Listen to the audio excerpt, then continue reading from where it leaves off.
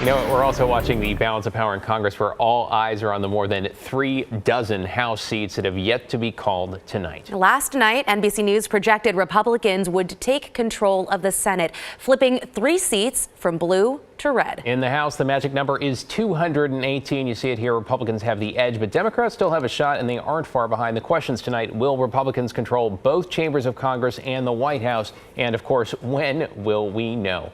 One of the seats still too close to call, Washington's 3rd. That's the rematch between Democratic Congresswoman Marie Gluesenkamp-Perez and Republican Joe Kent. Right now, the incumbent has a 3-point lead, give or take, over her challenger. Oregon's 5th district race is another big one. New returns today show incumbent Republican Lori Chavez-deremer trailing Democratic challenger Janelle Bynum by just over 2 points.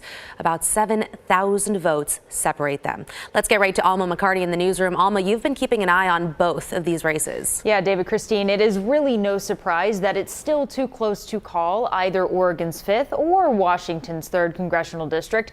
Both sides saw lots of money funneled into these campaigns, in part because each district could flip red to blue or blue to red.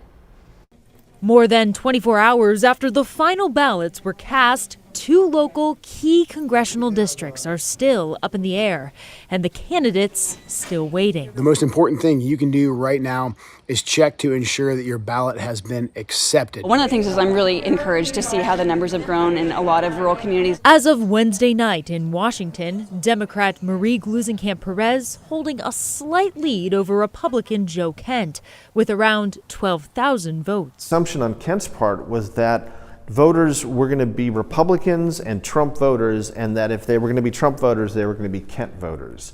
And Perez took a different perspective. She said, look, I am my own candidate. Yes, I'm part of the Democrat Party, but I am not going to be beholden to everything that the party believes in. And in Oregon, Democrat Janelle Bynum ahead of Republican Lori Chavez-deremer by less than 8,000. Mark Stefan, a political science professor at Washington State University in Vancouver, calls both races a big deal. This race is a must-win for both sides, and in particular, the Democrats can't afford to lose it because they're trying to pick up some extra seats in order to get control of the House. On social media Wednesday, Gluesenkamp-Perez noted how they're closing in, while Kent wrote it's still too early to call. Neither Bynum nor Chavez-deremer gave an additional statement, though late on election night, both thanked their supporters and asked for patience while all votes in the district are still being counted.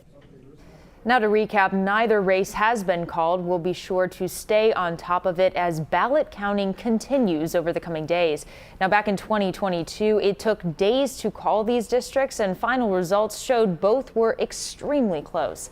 David, Christine, back to you. A lot of people exercising patience at this point. Thank you so much, Alma.